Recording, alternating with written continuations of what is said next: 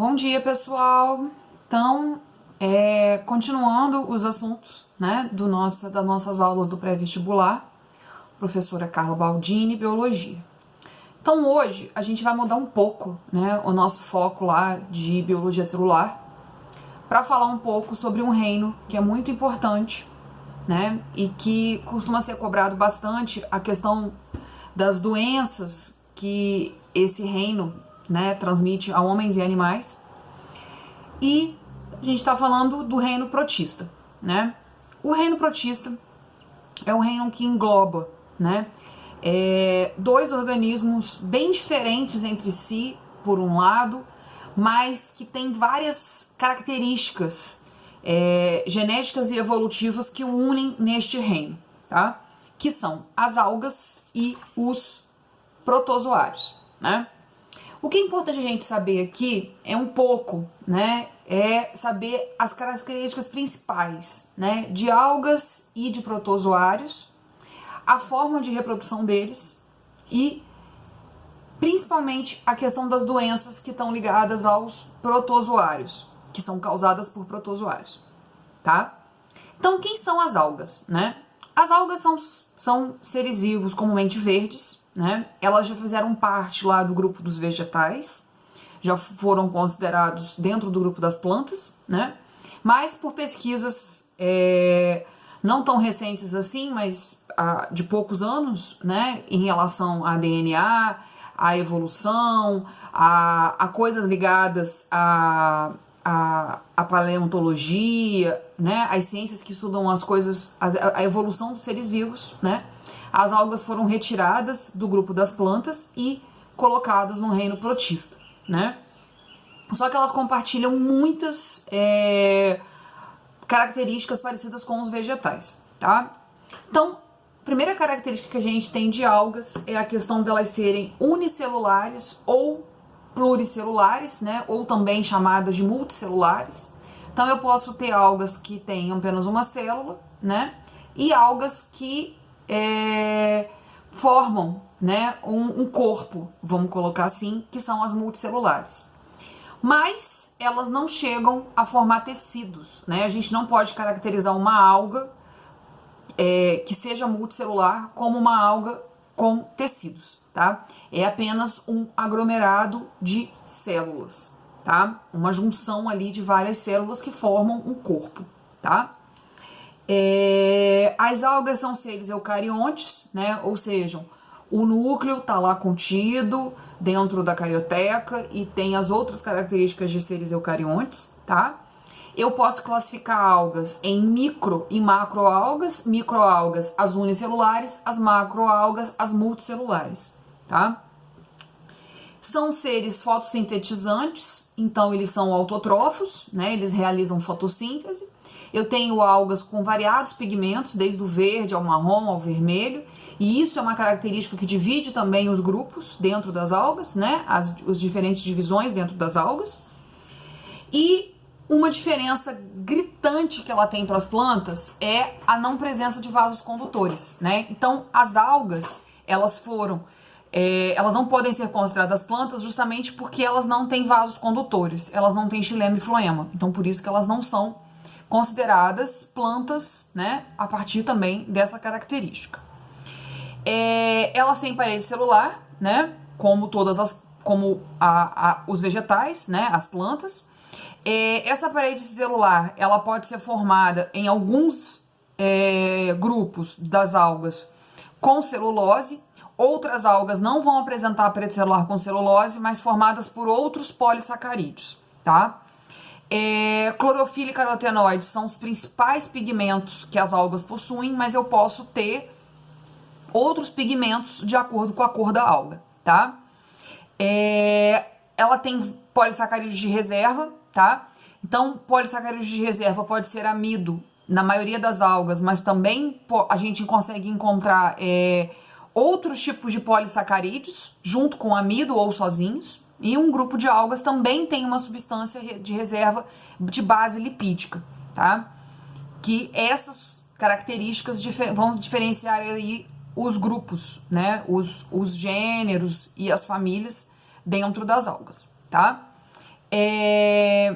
ela vive em diversos ambientes, então eu tenho algas desde um ambiente marinho até os ambientes de água doce, terras úmidas e neve, tá? Elas são fonte de oxigênio, então uma das principais fontes que a gente tem de renovação de oxigênio e gás carbônico são as algas, que estão aí nos diferentes ambientes, principalmente na água do mar e na água doce. E também as algas são importantes na base da cadeia alimentar, né? Principalmente dos ambientes aquáticos, elas são a base da cadeia alimentar. Então, elas vão fornecer nutrientes, né? Para peixes, para crustáceos, para moluscos, e esses indivíduos vão fornecer energia, proteína e outros nutrientes para os demais seres da cadeia. Então, se a gente tiver um grande impacto, seja no mar, ou nos ambientes de água doce, ou até mesmo nos ambientes terrestres, e as algas desaparecerem ou diminuírem muito sua quantidade, eu posso ter um grande problema de produção primária, tá? Então, juntando aí um pouco as questões da ecologia com as questões da zoologia, né? E da botânica, que a gente precisa rever aí durante as nossas aulas. As algas têm uma grande importância econômica e ambiental, né? E importância econômica e ecológica ou ambiental. Elas fornecem nutrientes, elas fazem remédio, elas são usadas na alimentação, elas são fontes de iodo, fontes de vitamina D e tem uma importância ecológica da questão do fornecimento de oxigênio, da base da cadeia alimentar, como bioindicadoras, né? Se tem vários problemas aí causados pelo excesso de algas, né? Que é o caso da eutrofização, das chamadas marés vermelhas e outras coisas que as algas também podem ser consideradas bioindicadoras de qualidade ambiental ou de algum problema está acontecendo ou dentro da cadeia alimentar ou dentro dos diferentes ambientes que elas ocupam, tá bom? A reprodução das algas, ela pode ser assexuada ou sexuada, lembrando o conceito de assexuada, sem troca de gameta, então elas vão se dividir em duas, né? Uma vai se dividir em duas, ou elas vão fragmentar pedaços que vão formar novos indivíduos, ou pela sexuada, onde eu tenho a união dos gametas, né? Nas algas eu não tenho uma cópula, né? As algas não seguram uma na outra e trocam gametas, esses gametas vão ser jogados no ambiente, vão se encontrar e vão formar um novo indivíduo, tá? Essa parte da reprodução das algas vai ter uma videoaula número 2, porque tem alguns detalhes aí dos ciclos de reprodução das algas. Combinado? E o outro indivíduo que faz parte aí do grupo dos protistas são os protozoários, né? Os protozoários, eles são basicamente unicelulares, tá? E eles podem viver isolados ou em colônias. Então, diferente das algas, que eu tenho um indivíduo multicelular que pode formar um corpo, né? Um pseudocorpo, vamos colocar assim, porque não é como forma um tecido. Os protozoários, eles já não formam esse corpo, tá? Eles sempre são unicelulares, eles estão isolados ou eles formam colônias, né? Que é diferente de um ser multicelular, tá? Eles são basicamente heterotrófos, né? Então eu não tenho protozoário autotrófo, então essa é a grande diferença que divide algas de protozoários dentro do reino protista. Eles podem ser seres aeróbios ou anaeróbios, então eles podem viver em presença de oxigênio ou sem oxigênio, que é o caso dos anaeróbios, os protozoários que vivem nos intestinos e apêndices, né, nos intestinos dos diferentes seres vivos e também nos apêndices que estão lá numa parte do intestino, né? Lá não vai ter oxigênio tanto assim, então por isso que eles são considerados seres, às vezes, anaeróbios, aqueles seres que conseguem viver sem a presença de oxigênio. Eles são grandes transmissores de doenças, né? Então muitas doenças que a gente tem aí, como doença de Chagas, malária, leishmaniose, são causadas por protozoários, né? Que podem ser adquiridos aí de diferentes maneiras, pela ingestão de água, ingestão de carne contaminada, por picada de mosquito, né? E por picada de diferentes insetos, né? Não só mosquito, no caso da doença de Chagas é um hemíptero, né? Que transmite a doença. E também por transfusão de sangue, por secreções, que a gente também vai ver numa segunda aula, tá? Alguns ciclos, discutir um pouquinho aí sobre algumas doenças, porque é um assunto mais delicado da gente tratar. Tá bom, pessoal?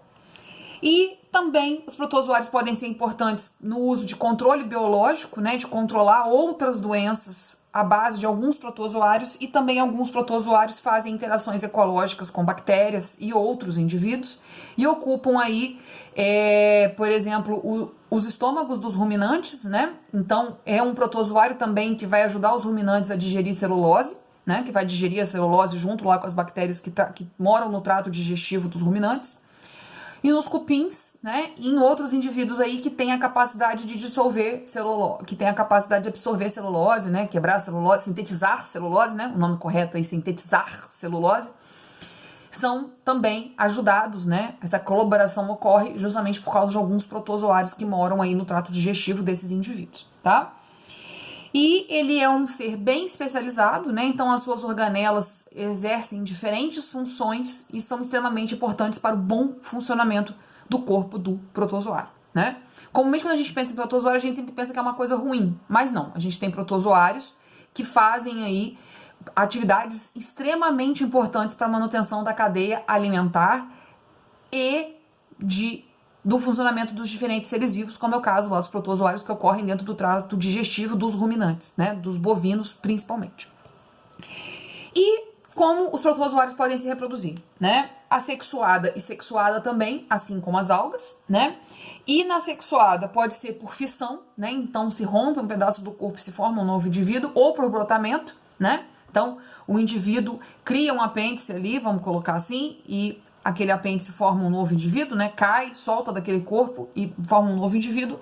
Ou também sexuadamente, onde eu tenho também troca de gameta. No caso aí também é uma união de gameta, né? O indivíduo não vai grudar um no outro, vai ser uma coisa dentro do ambiente, né? Que esses gametas vão se encontrar. Ou por troca de micronúcleos, né? Então eles podem se encostar, né? Ficar próximos um ao outro e trocar micronúcleos, formando assim novos indivíduos. Tá bom, gente?